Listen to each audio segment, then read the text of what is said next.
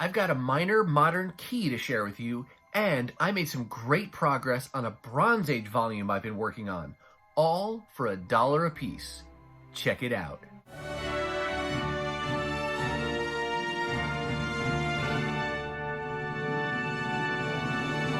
Hey everyone, and welcome back to the channel. My name is Chris, and this is Northgarden Comics.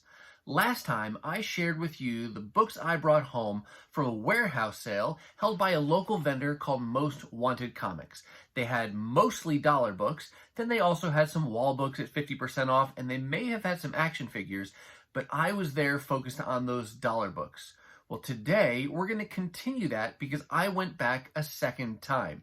They posted on social media that they were closing for one day and restocking their inventory. So then the very next day, I was sure to get there to see if there was anything that wasn't there the first time that maybe I could find the second go around. And I came home with some really cool stuff.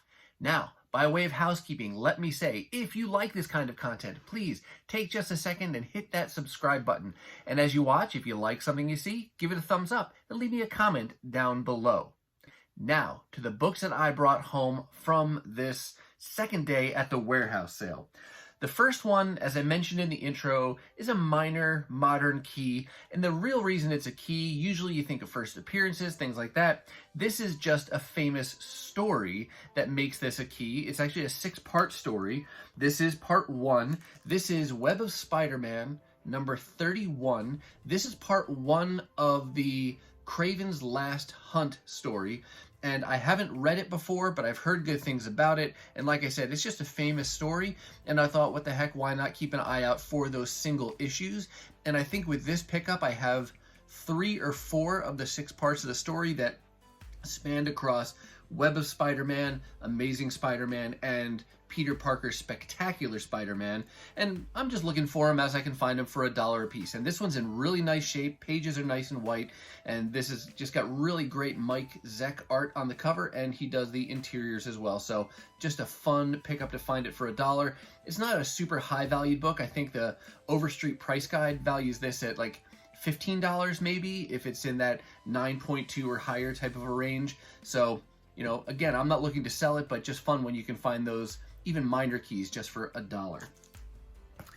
Now, the rest of the books actually all come from one title. So I only have 2 different titles to share with you today, but the rest of these books are all helping me to build out a run. It's a volume from the Bronze Age that I started collecting a couple years ago. You know, the Bronze Age books, if you're patient, you can find more of them than you might think you could for really inexpensive. And I've been doing something similar with the Dazzler run. I'd like to put that together on the cheap if I can.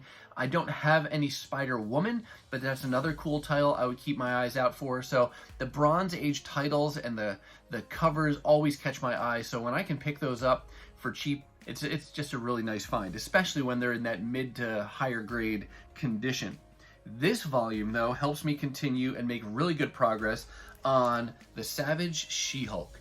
This is a character that I've really come to enjoy. I haven't read this volume, actually, so I'm least familiar with this title. I actually started reading her first in the John Byrne series that came out, the Sensational She-Hulk, which, hang on a second, which started with this issue here, Sensational She-Hulk 1, just a classic cover. You know, she's threatening to tear up your X-Men comics if you don't pick up her issue. And she says, okay, now is your second chance, because Savage She-Hulk, wrong comic.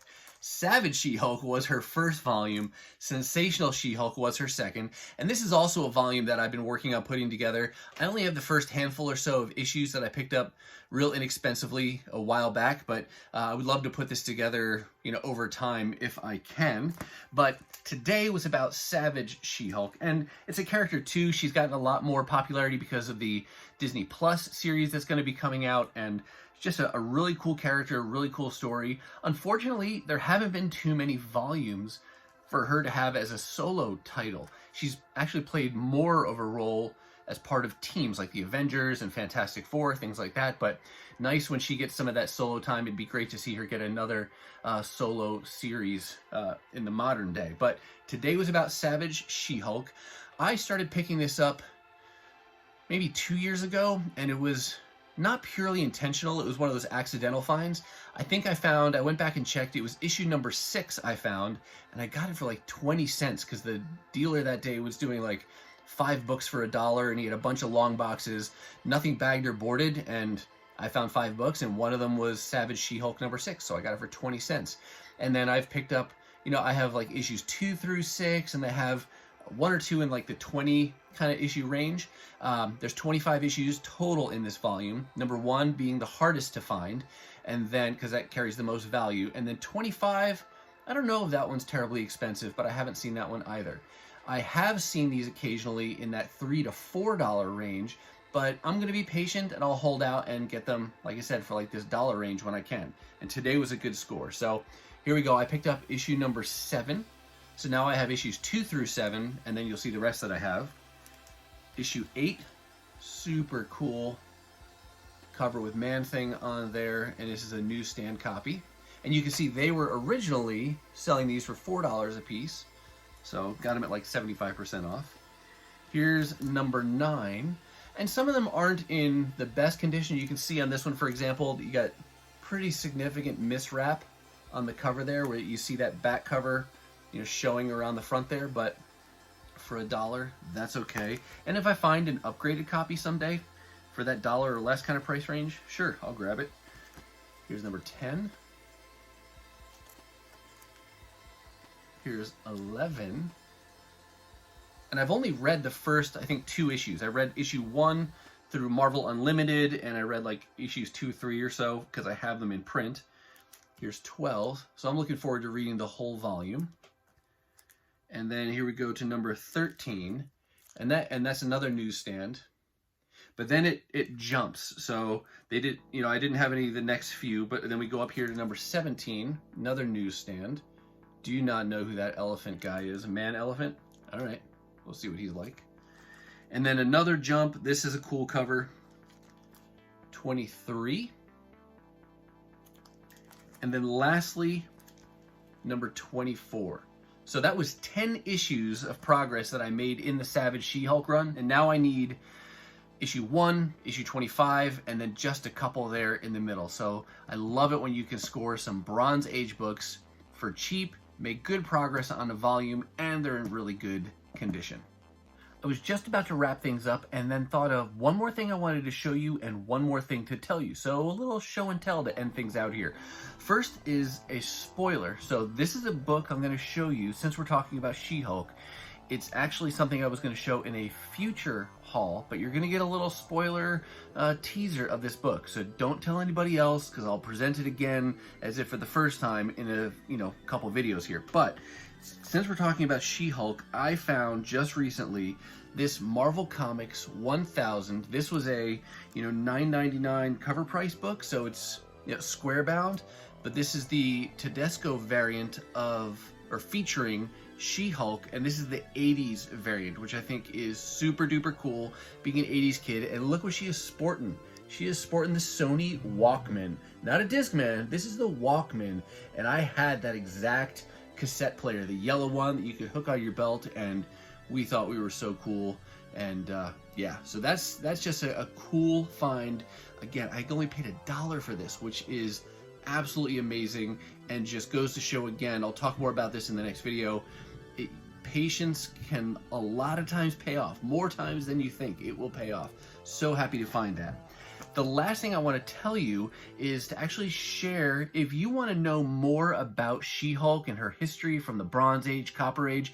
I mentioned earlier that there's not a lot of volumes that carry the She-Hulk name, where she had solo titles. There was Savage She-Hulk, she had Sensational She-Hulk, she had a couple things more in the modern era, but nothing right now, and she's played more of a role in teams like Fantastic Four and the Avengers and things. But if you want to know more about her and her time in the Bronze and Copper Age, check out a channel called Metarog. I will post a link to his channel down below in the description, as well as links to 3 of his videos where he went through the Bronze and the Copper Age of She-Hulk, just showing I don't know if it's every one of her appearances, but a lot of her appearances. It just kind of talks through that narrative of her time with the Avengers and Fantastic Four and things. So just great knowledge and information sharing. Again, if you want to know more about She-Hulk. All right, that's going to do it for me, and that's going to wrap up this second day of books that I brought home from the Most Wanted Comics warehouse sale for $1 a piece. I sure hope you saw something that you liked. If so, give it a thumbs up, leave me a comment down below, and if you're not subscribed, please take a second, hit that subscribe button before you leave. If you'd like to see some more dollar bin diving, I've got some videos here where you can go check out some of my previous hauls. As always, thank you so much for watching, and I'll see you next time.